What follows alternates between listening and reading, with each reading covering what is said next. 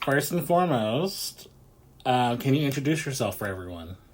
Hi, my name is Joe, aka Azer, the Mime of Darkness, out of my long silence. Oh my gosh, how does it feel to finally break your vow of silence?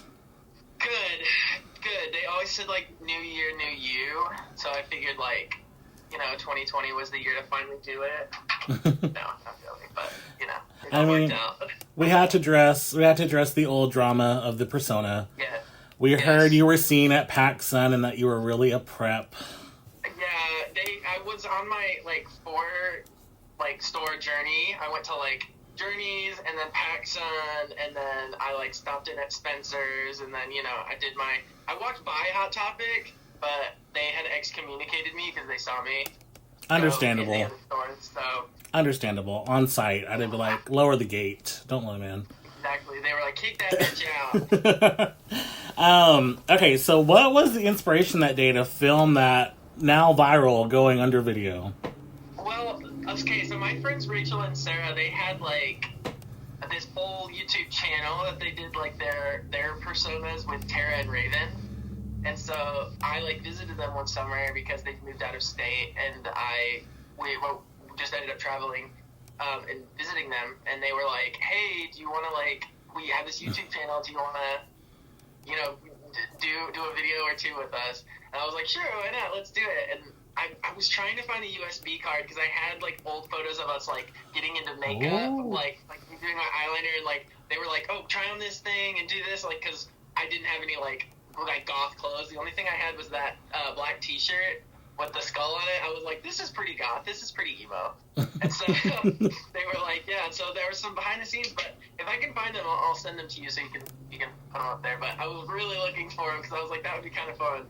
But yeah, that was kind of what they were like, you want to do this thing, and I was like, sure, that'd be awesome. Yeah, it's funny. People have reached out to me since posting the Instagram Reels and the TikTok about you. And they're like, who are these people? Why is this a big deal? I'm like, okay, look. You got to travel back in time first to when the internet was still blossoming and why this was such a phenomenon. It doesn't make sense why we're still obsessed with these three people. I will admit that. But it's more we're obsessed with the mystery because y'all just came, popped, and vanished. Oh, exactly. It was like a shot in the dark, and then everyone was like, okay, we want to know more, and then it was just like that. The years and years of silence kind of built that extra-ness. We always laugh because everyone always thinks they get close to finding Raven, and I thought I was the closest with that one on TikTok because a guy in the comments led me to you. And then when you're like, that's not her, I was like, oh my god, the search starts over. It's like, everyone wants to be her so bad. But the funny thing is, we think that girl is actually the Whitney Houston girl that people confuse for Raven all the time. Oh, wow, yeah, I've seen that, whenever, I've watched that video, and every time I would look at the comments, they'd be like, oh my gosh, this is that girl! And I would be like, in my own head, I didn't want to, comment and be like, it's not! But, yeah, because then they'll be like, prove it, and then I'll be like, oh. You're like, I like being a mime in real life too. Goodbye. So, why Azer? Where was the inspiration for Azer? Literally don't know. It was a mysterious sounding persona name. Yeah, it was weird. It was I was just like, yeah, I'll just do it. It sounds mysterious. And, it has a Z in it. I think that might have been You're like, come on, Z. Yes. So, were any of you actually goth or emo at the time?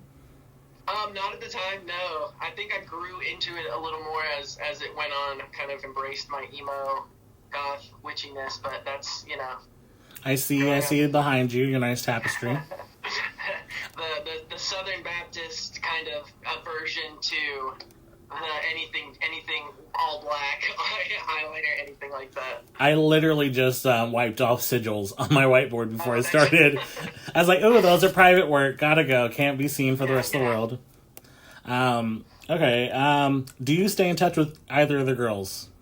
I do. I stay in touch with Tara mostly. We're closer in age. We kind of grew up. We were more best friends. They're sisters. So my sister was actually more friends with Raven, and I was more like as we were growing up. But yeah, I do. She came to visit me once with her husband, and we got lunch and took some like after show photos and everything. And I was like, oh my gosh, the girls are gonna go crazy when they see this. She's married, everyone. We're old. We're old. I'm like, I didn't talk to them before this, so I'm like, how much do I like? Well, I mean, still or what?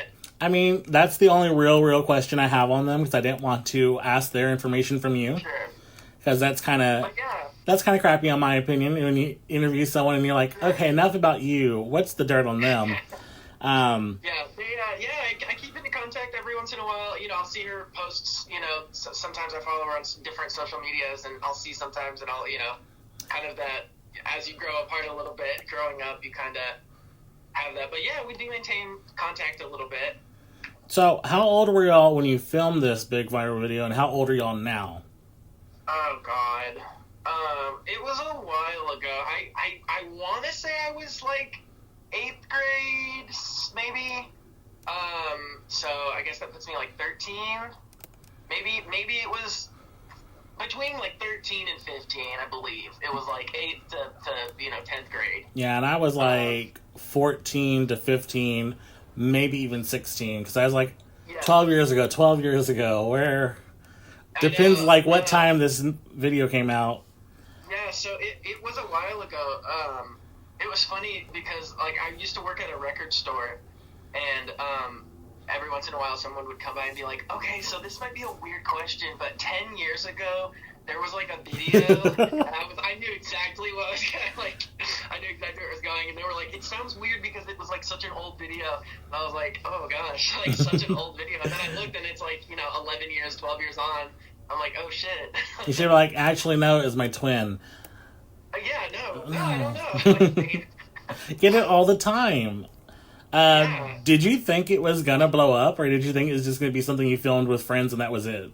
Not at all. I thought it, because it was, as everyone made a video for their MySpace and did, weird, funny things like lip sync videos or like things like that. Just this was when YouTube was like not how YouTube is now, so it was just completely like, oh, my friends are at Walmart, let's, something random and silly. It was, I think it was either pre-Google buyout or right around the time, yeah. It was right before. I forget how relevant MySpace still was. I was the last one in my group to leave MySpace. Yeah, same. I was like, I hate Facebook, don't make me go, and then it got to the point where literally no one was ever online.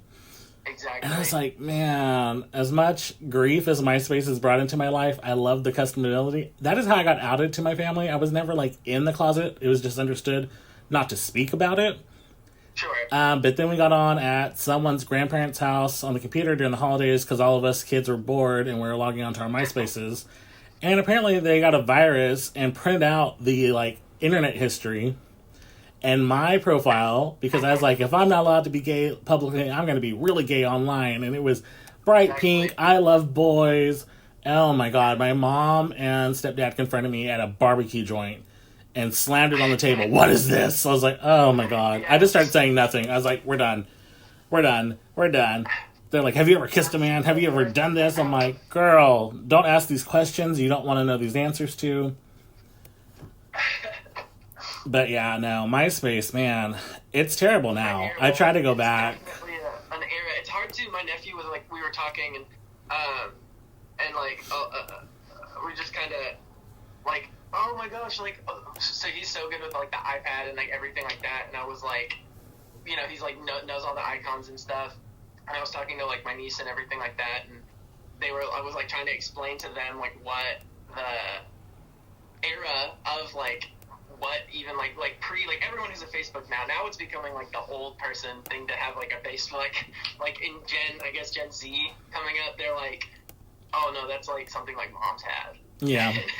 It's like, well, we were there like right when it became like a thing. Like now it's like you have to have a Facebook to sign into like jobs and to like get subscriptions to things, and we were like, well, we were there when you had to like be verified by other users to get on. And like trying to explain like what the internet like was and stuff. It's funny how we're like noticing like the different how interlocked early MySpace, early YouTube, early Facebook, like, was all together. I remember you could not add anyone on Facebook when it first started unless you knew their last name and their phone number. And I was like, I don't know anyone's fucking phone number. Yeah. And now I'm just like, I add random people all the time. Like, I have to purge every year. I, like, somehow accumulate a couple thousand friends. And I'm like, I don't talk to any of these people. And then I purge down to, like, 50. I'm like, gotta go. Like, why did I even do this? And then you do it. It's the cycle that repeats. It's mainly, and it's, you know, I'm not ashamed to admit, it's like, oh, that person's kind of cute. Let me add them. See what's up. And then I forget to, like, unadd them. And I'm just like, I can't. I do that on TikTok. I add too much eye candy, and I'm just like, stop. Yeah, and then you're scrolling through, and you're like, a Trump supporter? Why did I follow that? And then you're like, oh, okay, yeah. I'm like, wait a minute. You gotta go. I've learned to block on TikTok versus just unfollowing, so it doesn't pop back up and trick me. Yeah. Like, that's not a hot dude. That's a trash can. You gotta see past it. Just because the visage is nice does not mean the insides are. Ooh, ain't that the truth? So, we kind of touched on it, but do people still recognize you now, even though you're not? Like, as recently up to, like last year, even. Like, I remember one of my friends, I'm friends with them on Twitter, we're mutuals, but they were like, it was like one of those, like, you quote tweet it, it's like, what's your closest to, like, lower than a D-list celebrity? And they were like, I bought an Evanescence CD from the actual Azer, the Mime of Darkness, and when I worked at the record store. And I was like, that's pretty, I guess that's a little bit of clout. Like, you can flex that a little bit. You're like, you know, do you ever bust out your miming, dancing skills that were just so amazing in that video? It's interesting, though, too, because one time I was like, you know, I forget. It happened, you know, a decade ago. So I was like, oh, yeah, I'm sure, like, everybody knows, like, whatever. It's, like, this fleeting video. And then I'll, like, post something to be like, oh, haha, like, this is such a funny video. Like, you can tell when it makes the rounds, like, on Facebook, because people will tag me and be like, is this really you? And then they'll just be like, oh, yeah, like, some, like, people who I've been friends with for years will be like, did not make the connection at all. Like, I've been friends with you for 8 years. Like, I did not even understand. I was like, oh, yeah, huh? And they were like, no, this is, like, a big deal, Joe. Like, this is, like, people don't know where you are, who you are. They're like, wait a minute. It's kind of funny. Yeah. It's like, you know, the setup to a sitcom. It's like my friends actually Hannah Montana. I mean, maybe if you slathered on the eyeshadow and started busting out your mime moves again, they'd recognize you. That video, I'm sorry to say, as much as I love it in my heart, is the cringiest thing in the world. Oh, I know, and that's what makes it so perfect, is because it was like this persona that was executed by 3 teenagers so nuanced. Like, they were geniuses. They knew exactly what phrases to say. Like, they did. Script writing. And it's crazy. It's hypocritical for me to say that's cringy when the same year about I have a video with a third eyebrow and a huge fake tits on YouTube. So, you know, that was that era of YouTube where it was just like, why are we doing this and why haven't we deleted it? It's good, you know. It keeps you humble. It never lets you get past a certain point where you're like, you know, you can always look back on this. That is so terribly true, because sometimes I'm really feeling myself. You know, when you go through, like, life with a lot of self-hate and you start being, like, really full of self-love, sometimes you get arrogant. Yeah, those YouTube videos humble me real fast. Yes, the pendulum, it swings. It swings from the extreme. You're like, okay, yeah. And then you look back and you're like, ooh. I'm like, every time I look at those videos from high school, I'm like, oh my god, the Hot Topic extensions I was obsessed with. Yes. Oh my god, they don't match my hair texture or the length or anything. Like, please, rip them out, please. As I got older, I got into good stuff. Now it's like you can embrace that. I call it cringecore. It's like an aesthetic that you can be like, oh yeah, it was all intentional. Like, if you accept that all as like a moniker, then like, you don't feel embarrassed. Like, you know, yeah, it's intentional. Of course we did it. You know. I laugh. That's like I said earlier when we're talking, like, a drag name today could be Honda Civic, and no one would question it.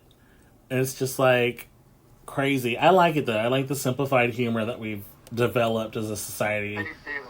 I mean, the dumbest things will set me off on laughter for hours. I'm just like, why is this funny? This should not be funny.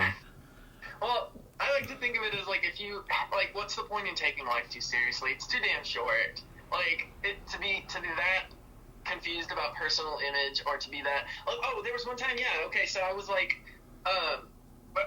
working at the record store once, and this guy was talking to this girl specifically about, they were holding an Evanescence record up, and they were like, oh my gosh, have you seen that video of those three? And I like overheard them at the register, and I was like, okay, this is gonna go somewhere. And then just hearing them like talk about how cringy that was, but me like understanding like this is all like a thing, and being like, you know, what are personal perceptions versus what are outward, like, people's perceptions of you, even though you know the truth, they only know it as this, like, these three cringe kids. And it kind of, it parallels a lot of kind of that growing up and realizing, like, oh, perceptions are just that, you know? And then you make of that what you will. You kind of have to become good with yourself before moving on with your life. And I tell people all the time, I even posted a TikTok about it because I was just tired of not voicing it. I was like, guys, we're not worried that people are judging us. We're worried that people are judging us like we judge us. Exactly. I'm like, but they don't care, just like you don't care about that person. And like, I make people go out with me to karaoke bars pre-COVID. And they're like, I don't want to sing. I'm like, literally, you've never met this person in your life. These people will be dead in the ground one day. It will not matter that you sang a song drunk. Come on. Exactly. And that's the whole thing. If you allow yourself these simple embarrassments, like pushing yourself out of this zone, it can only grow you as a person. Like, it is so much more fun when you just kind of have that moment of, let's fucking do it. Because I'd rather be old and talk about, oh my god, I'm so embarrassed about the time I coyote uglied, not, oh man, I wish I had gone out instead of staying home. Exactly. You might as well have a story instead of a regret. Yeah. So, what did you think when I reached out to you? What were your initial thoughts?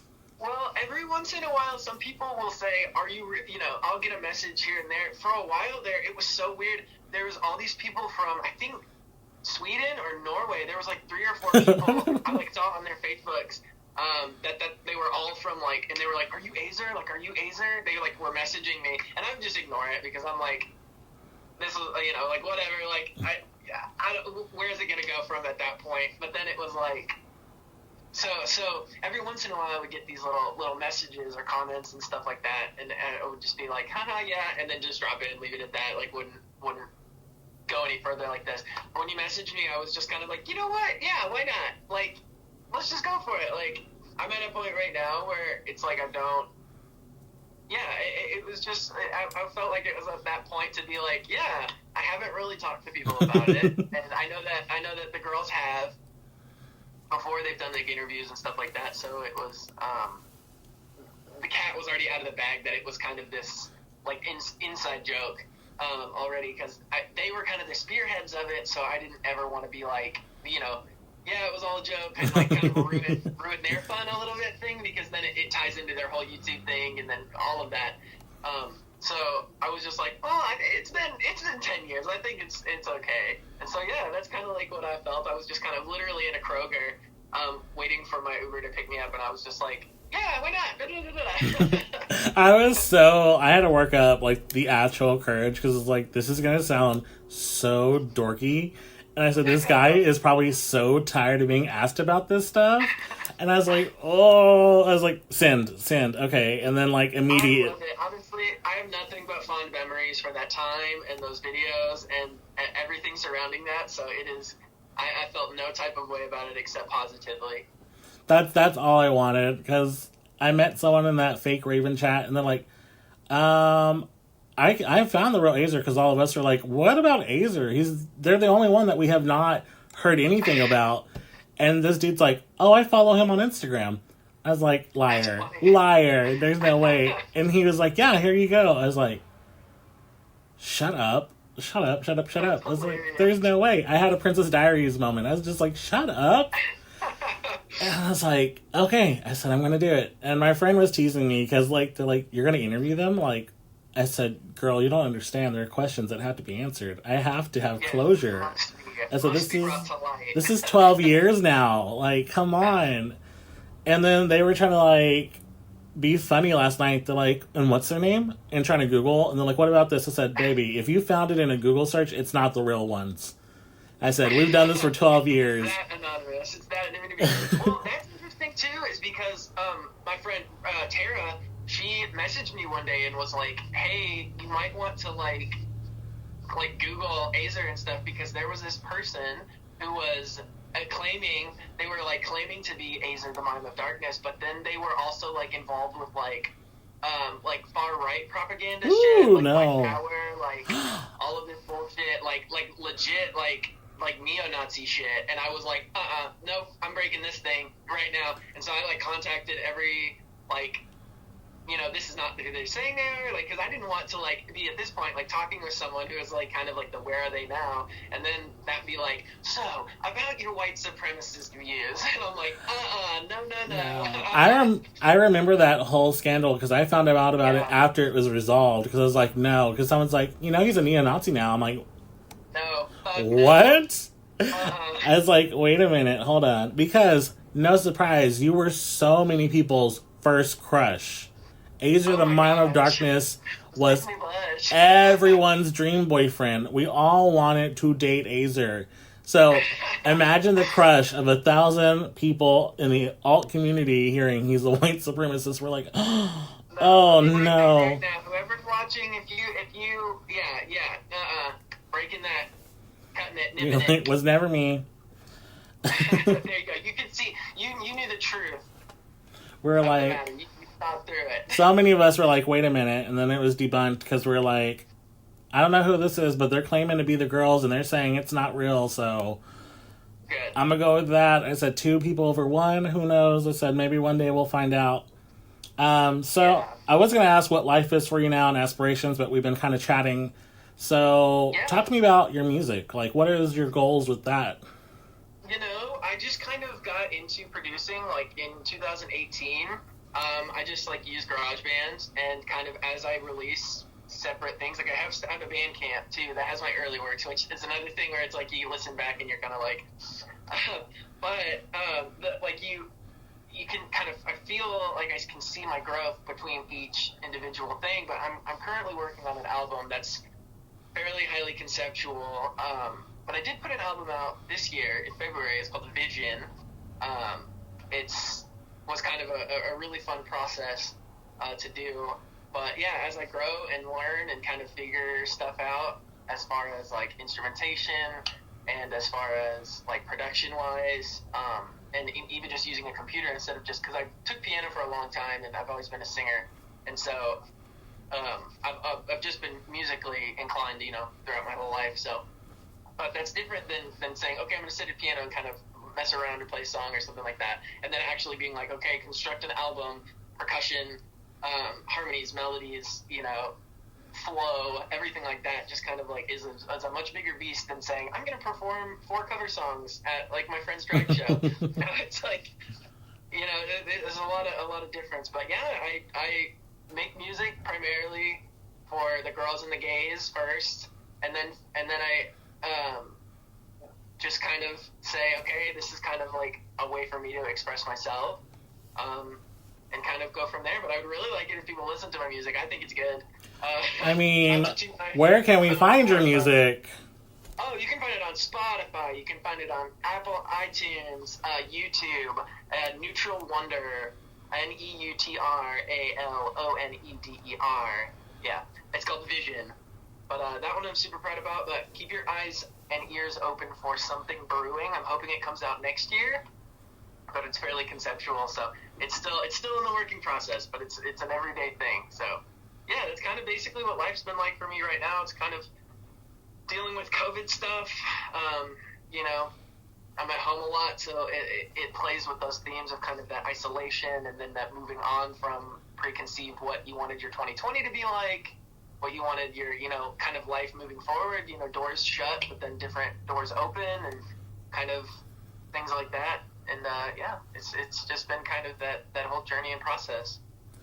I got to listen to your album earlier, and it may just be me, but it has a real nostalgic vibe, kind of like a band not a lot of people have heard of, but back in the day called Echo Stream. It's if you can track down their music, it's impossible to find these days. MySpace was the last place that had it, but yeah, just the music and the wording and how everything kind of meshes really good. So it kind of took me back. Like I was really just vibing out earlier because it's like, oh, I love this. This is great. Thanks.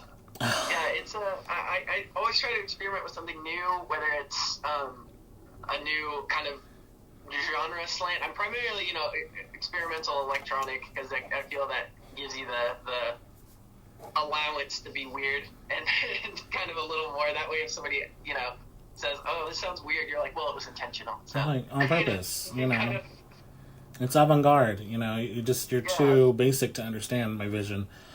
Exactly. So I feel like that kind of can cover that kind of personal insecurity base if somebody has a judgment. But then it's like also like, well, I also have structure and it sounds good and my lyricism is great, so mind your own business. Wait a minute. You're getting too confident. Don't make me pull up going under, okay? Yeah, exactly. And then, you listen to early stuff, yeah. I mean, I can't talk. I still jam out to every Evanescence album under the sun. Hell yeah. Definitely. Evanescence is just timeless. Fight me on it if you want, anybody. Oh, listen, I will never fight you on that. Like, when you can sing like Amy Lee and you can put music together like she can, then you can talk. Oh, yeah. So how do you feel about still having residual internet fame from your old life merging into your Okay. So you're working on music, you're going into this, so there's potentially new internet fame. How do you feel about those two worlds potentially colliding? Because they will once you blow up again. Yeah, if people start, maybe it'll get me more listeners. That'd be great. I would love that. If that's what they draw, they're like, this doesn't sound emo. And they're like, oh, that's why they dropped them. It's like, no. They're like, he was a prep. It's good. I view that whole prior internet fame as only a positive experience. So if that can kind of only bring me other people, like I've read all the comments on that too, and they already, dragged me. So they're already like, all of that, if they drag me for my music even more, it's like, I already heard it, like, let's go, like, come up with something more original. All right. If you could tell young Azer anything if you can go back in time to that day specifically, you and young Azer are in the same room to talk, what would you tell young Azer? Young Azer. Would you say, don't film this video, run? No, I would say, cherish this moment. This is going to, you won't see anything from this video for another probably 5 years. just be prepared is what I would say. Very cryptic. Then Azer's going to be like, this creepy old adult this creepy old person just came in the room and told me to wait. I'm leaving, changing everything. Yes, embrace the emo. I'd say let Azer out more often. It doesn't all have to be a persona. And that's something a lot of people have picked up on over the years. They're like, I don't think Azer's pretending. Like, they look like they are having the time of their life. Tara is the one that gets the most criticism for just looking like it's a participation award because they just don't ever seem like they want to be there. And that's what I guess people pick up on the subtle actual personalities of y'all through even these mall goth personas. It still blows our mind that there's people pretending to be y'all, and it's just like, you don't get anything from it. It's not like you're getting discounts anywhere or booked at VidCon, which you probably could if you talk to Hank Green on TikTok and be like, hey, I'm the original Mime of Darkness. Can I have a badge? I was waiting for that Tosh.0. I was waiting for that email to come in at some point, the web redemption for the 3 mall goths. Let's just email Tosh over and over and over and make it happen. Be like, hey, I know this isn't a thing anymore, but let's make it a thing. Yeah, so let's revive it. We'll give you a web redemption. We'll host you. Look, Tosh, we're going to do the budget version of this, the Wish.com 0.0. We got a camcorder. Oh, God, I'm old. No one says camcorder anymore. Camcorders don't even exist. Oh, my God. I've been cleaning, and I found a whole trunk of VHSs, so my brain is in the late 90s right now. I'm like, oh, my God, all my Power Rangers VHSs. Let's go. Yes. I was like, I need to track down a VCR, damn it. Yeah, I'm for it. I love to. I've been working on. There's another project I haven't gotten set up. It's called Dog Profit. It's a music project, but it's strictly cassette based.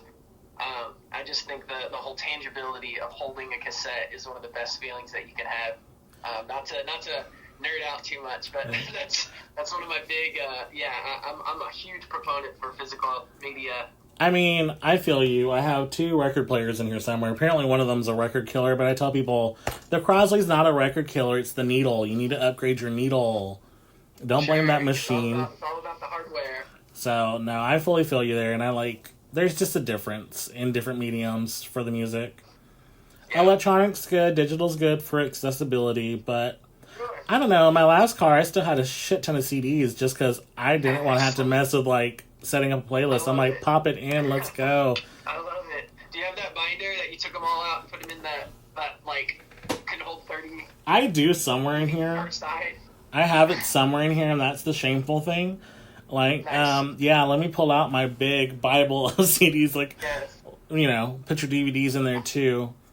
I had one for all my Sims and my Sims expansion packs. It was just Look, I'm going to expose my age here. I'm not much older. I'm only 28. Let me clarify that. But I talk like I'm 50-something. I am so old. I remember the original Sims games, and they had nothing to do with people. Yes. They had Sims music, which was these little creatures, and you could paint. I loved it. That was my shit. I can't make music. I can sing. I was in choir for years. I have tried GarageBand. I had tried Flow Studio. My brain does not think in the amazing way that musicians can think and see things. I can draw, I can sculpt, I can cook and do anything, but dear Lord, don't ever ask me to put together music because it's going to sound horrendous. I'm going to summon a demon by mistake. Yes, ooh. That adds the extra spice. You're like, demon possessions. No, I do support a lot of the smaller musicians, and I didn't expect the pandemic to go the way it went when I invested about $2,000 into a sticker business. Yeah. And it was great at the start when people had spare money, and that's why I'm not bitter. I know people can't just waste money on stickers right now. Right. But one of the things I was doing was printing off once a month. I had picked an artist, low following, and would print their Spotify barcode onto the packaging. Oh, nice. So it'd be like, hey, how Starbucks used to do before they went really sell out and only did the same artist every month for 5 years. Yeah. But my audience is a little different than most, because, I have ACAB piggies and... I love it. Yes, ACAB. KK Karens and things like that. So mine's not a traditional sticker shop. This is not for the kids. I love it. This sucks ass. I've been scrolling through and I was like, I'm loving all of the TikTok, and I loved all your art timber things. I was like, yes. Oh my god, I criticized people for years. Why do y'all never follow through with all the days?